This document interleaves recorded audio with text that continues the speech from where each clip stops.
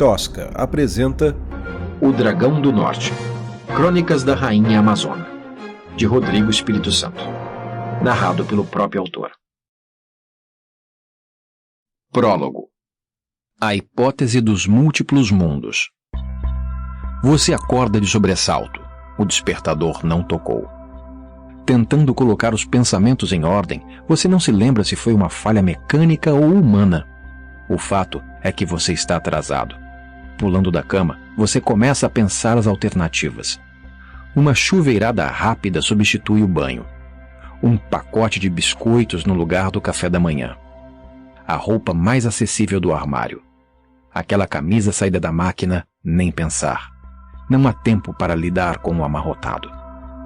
Ao atravessar a porta para a rua, você vê seu ônibus dobrando a esquina ao longe e fala um palavrão.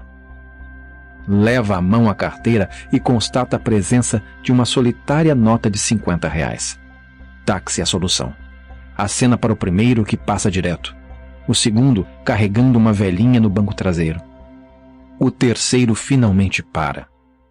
Você se acomoda no interior do carro com cheiro de chiclete tutti-frutti e confere o relógio. É hora de pensar em uma desculpa. Trânsito. Sempre pode ser o trânsito. Você pede para o taxista acelerar. Ele diz que não pode passar do limite de velocidade. Você argumenta que está atrasado e que não tem fiscalização naquela área. O taxista diz que não pode mais levar pontos ou a sua carteira será suspensa. E aí, quem vai alimentar a família dele? Você implora. Ele puxa o celular e começa a espolegar a tela. A foto de duas crianças desdentadas brilha no visor. Ele se vira e coloca o aparelho na sua cara. Esses moleques são a luz da minha vida, doutor. O impacto. O taxista distraído avançou o sinal.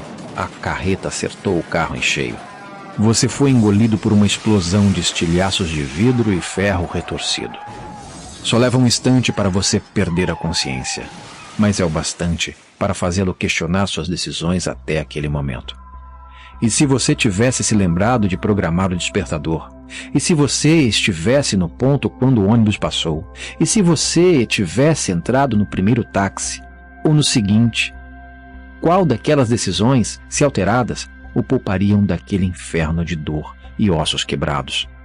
A ciência não é capaz de explicar todos os aspectos da física quântica. É um campo novo, cheio de desafios. Tentando criar hipóteses para explicar o que ainda é indecifrável neste admirável mundo novo, os físicos têm considerado algumas ideias fascinantes. A hipótese dos múltiplos mundos, por exemplo. Toda alternativa para cada acontecimento é real e existe simultaneamente em uma outra realidade. De acordo com esse raciocínio, a existência é uma aventura de múltipla escolha e cada alternativa da história acontece, as escolhidas e as recusadas, ao mesmo tempo. Uma outra corrente de pensamento é o multiverso em bolhas. Segundo esse modelo, tudo o que pode acontecer, acontece. E nós apenas existimos na série de acontecimentos que foram necessários para que chegássemos aonde chegamos. Assim, você acidentado e você pontualmente chegando à reunião são realidades de universos paralelos e infinitos.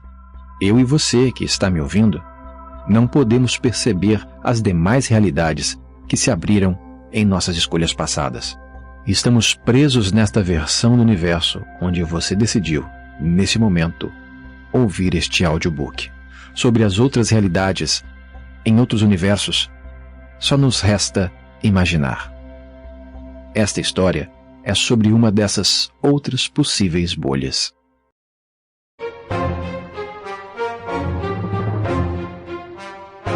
Capítulo 1. Lume era minúscula diante da monstruosidade que a envolvia com múltiplos membros ameaçadores. A menina soprou o cacho revolto da frente dos olhos e mirou uma das pernas da aranha gigante. O golpe duro do martelo fez as pernas do monstro chacoalharem com um guizo de serpente. Mais meia dúzia de pancadas e seria o fim da criatura. Num futuro não muito distante, todo o reino reconheceria o trabalho de Lume, a senhora das criaturas fantásticas de Veracruz. Mergulhada na própria fantasia, a garota se distraiu e errou a mão. Uma lasca da aranha prateada saltou em direção à praça, quicou 3 vezes e pousou no pé de uma senhora rotunda. A gorda refez o trajeto do projétil com os olhos e encontrou Lume, cinzel e martelo na mão, ainda golpeando a aranha de metal debaixo de sua tenda. De ponta a ponta, a monstruosidade media quase 3 metros e suas pernas reluziam no sol forte de janeiro. Pelo santo cálice, menina, o que é isso?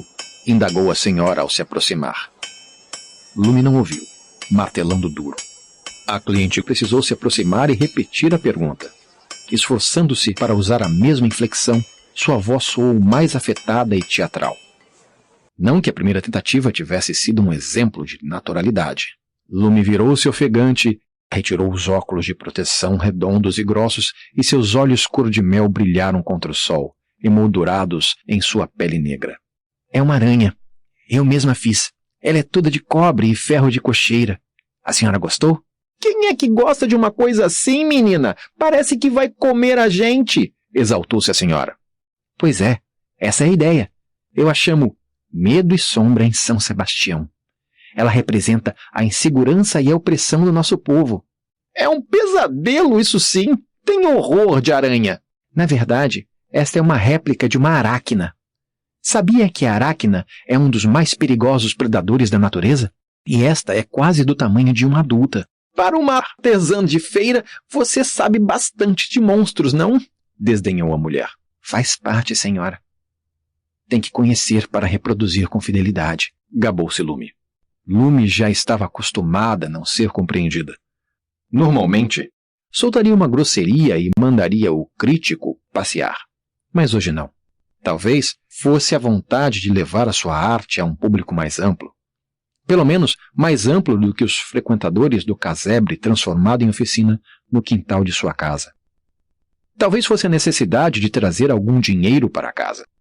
A verdade é que ela estava disposta a um debate sobre a validade de sua expressão artística e seu valor comercial, ainda que essa última parte continuasse a maltratar-lhe o estômago.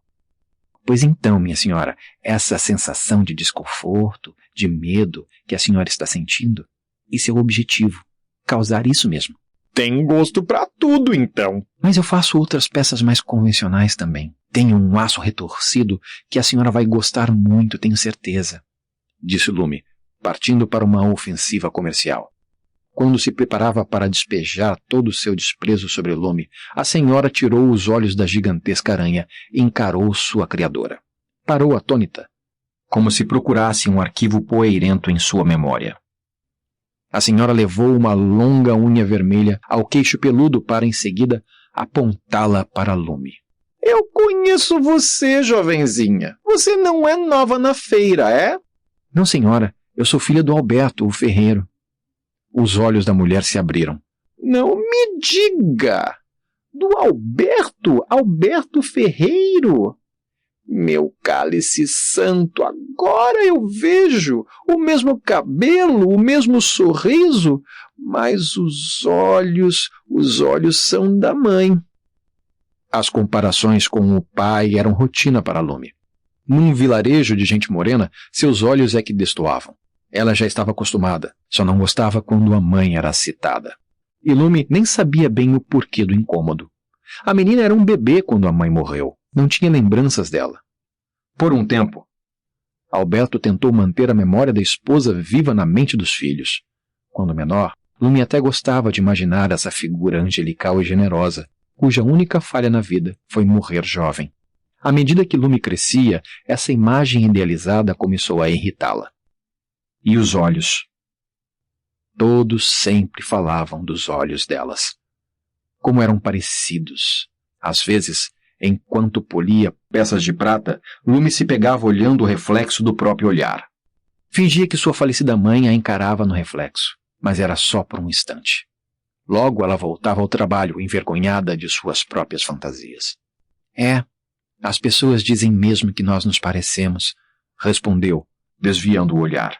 E como está o seu pai? Faz tempo que não o vejo. Papai está um pouco gripado, mentiu Lume. Mas ele volta para a feira. Ah, que ótimo! Quando ele voltar, tenho uma encomendazinha para ele. Encomenda? A senhora pode fazer para mim, respondeu Lume, ansiosa. Eu também faço ferraria, senhora, não é só a arte, não, justificou-se a garota. Tenho certeza que você é talentosa, querida, mas é serviço pesado, coisa para homem mesmo. Lume engoliu a revolta e sorriu. Eu entendo, senhora. Só vou anotar mesmo o pedido para adiantar a encomenda. Quem vai fazer é o meu pai, claro. Vai que eu quebro uma unha, explicou com uma risada debochada, disfarçando o sarcasmo. Muito bem. Que mal faria, não é? Eu preciso de um novo jogo de ferraduras de 9,5 polegadas. Para a semana que vem, por favor. Lume mexeu as coisas de lugar sobre a bancada até encontrar um papel e um pedaço de carvão e anotou a encomenda. Foi só acabar de escrever que a feminista dentro dela voltou a rosnar. A senhora não se preocupe. Meu pai vai entregar pessoalmente ao senhor seu marido, disse Lume, com arquitetada casualidade. Não, querida. Eu não sou casada. Ah, é viúva? Tão nova, devolveu Lume com indisfarçável deleite.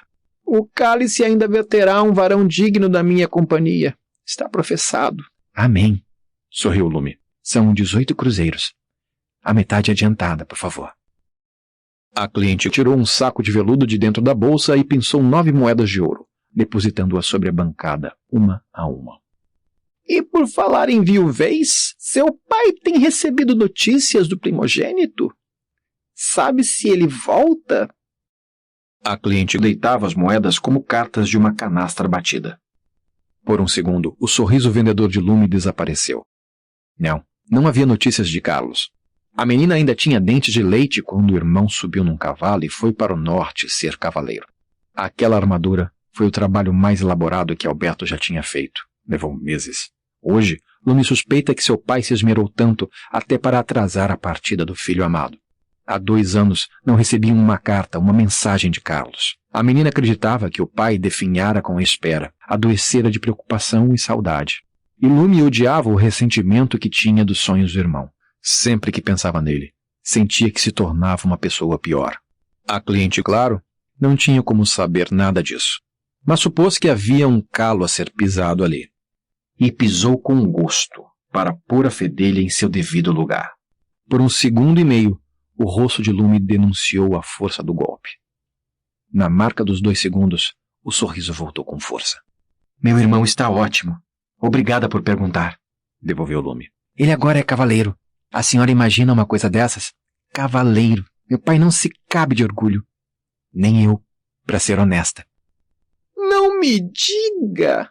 Meus parabéns, querida. E ele já tem data para voltar? Ah, qualquer dia desses. O rei convocou. Daí em diante, Lume estava decidida a não deixar barato e mentir até que a mulher a deixasse em paz.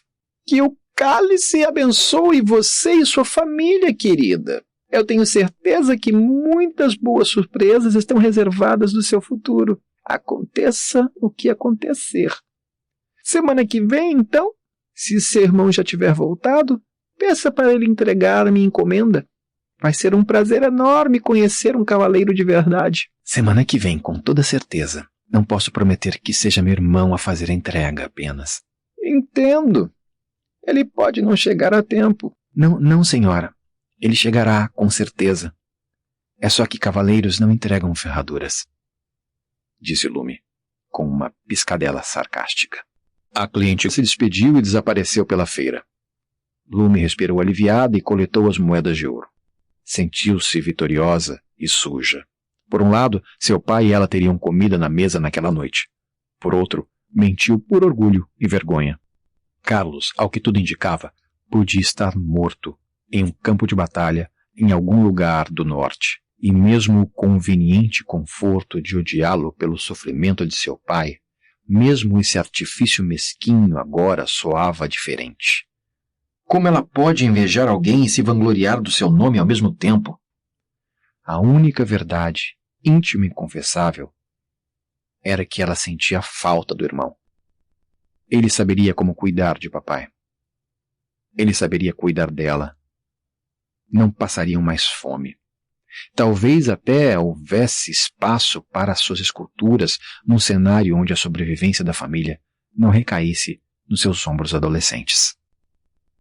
Já era noite quando a charrete do ferreiro regressou ao seu sítio, Lume abriu a porta com cuidado para não acordar Alberto, mas ele tossia sentado na cama e chamou por ela. Lume levou um pano e uma bacia, limpou o sangue da boca do pai e lavou seu corpo. Preparou-lhe uma sopa. Conversaram amenidades. Ela inventou histórias de clientes interessados que quase compraram suas esculturas. Não mencionou Carlos. Nunca mencionavam Carlos. Com o pai adormecido, Lume foi ao casebre dos fundos e acendeu a forja. Em pouco tempo e com muita habilidade, já moldava o ferro derretido. Momentos depois, forjava ferraduras rústicas, refinadas com marteladas em aço incandescente. Depois que a última peça repousava no fundo de um tonel, observou seus olhos no espelho d'água. Viu os olhos de sua mãe, grandes, claros e, repentinamente, tristes. O Dragão do Norte foi escrito, narrado e produzido por Rodrigo Espírito Santo. Esta é uma produção da Tosca Literatura. Obrigado por ouvir.